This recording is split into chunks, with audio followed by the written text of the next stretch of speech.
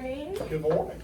Thank you for joining me. I'm here with two of my top managers who've been so kind to take a few moments of their day to do this manager interview with me for Management 3600. Okay. First, I want you to introduce yourself by saying your title within the organization and how many years have you been here? Well, Sean, you want to get Sure. started? My name is LaShawn Mouton. I am the cash applications and billing supervisor, and I've been at Southwire for 5 years. Thank you. Hey, good morning. Patrick Gilbert, Director of Accounting. Have been at Southwire for about 4 years. All right, thank you. Now that I got to learn a little bit about you all, we can get down to the questions. So Patrick, our interview style will be you'll go first, and LaShawn will take the next question, and you can chime in after your response, either or. Oh, sounds great. All right. Yeah, sounds great. So how do you manage your performance of your employees?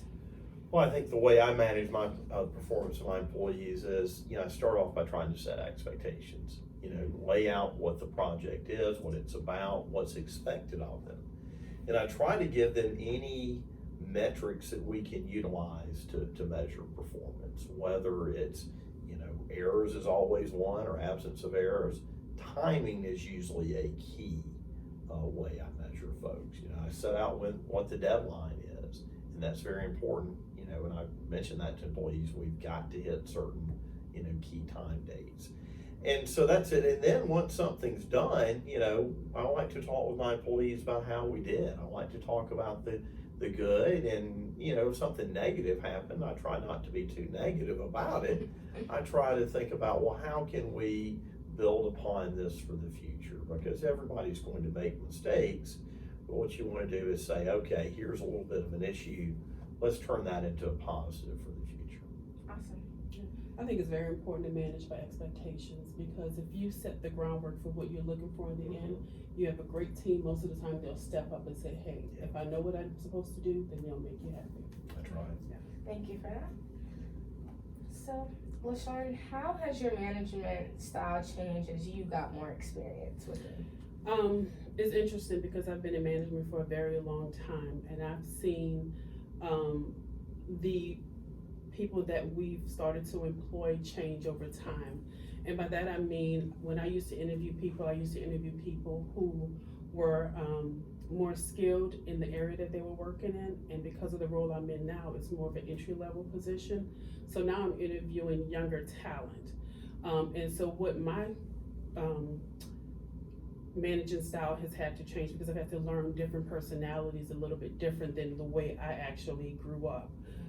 So by that I mean, for a young millennial who is entering the workforce, they do things a little bit differently than what I would probably do it. So it helps me to make an adjustment to accommodate their style, as well as continue to make sure that the team is managed accordingly. I think, well, Sean, I think you nailed it. I think, adjusting over time as we grow in our career, we realize, hey, the business world changes a little bit. And I've had to realize that I've had to adjust to accommodate the flexibility of employees. When I first started, I started off in public accounting. It was a pretty rigid schedule, and you just didn't see, adjustments to that. Well, that's not the way that a lot of businesses work these days. And I've realized that when I'm supervising somebody, I need to be somewhat accommodating to their schedule. Maybe they can't start until 9. Well, that's okay. Maybe they'll stay that hour later.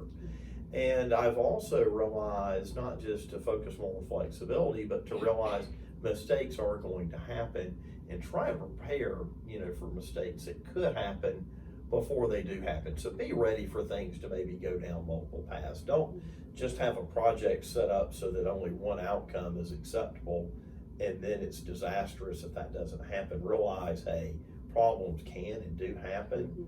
When you think you're going to be able to meet with a certain, executive, that may not happen, and so you just have to realize, hey, this may go down a different path, and we're going to be ready for it. That's how I try to handle things differently than I used to. That was a great explanation. Thank you for that. So I want to talk about, how do you as a manager manage your workload on a day-to-day basis? Well, it's all about prioritization. And it's about communicating to my colleagues that I'm working with if I have competing priorities, and to let them know, hey, what we're working on is important, but don't be shocked if I need to move it. And it's about soliciting input from those who manage me and asking them, hey, what's the key priority for today?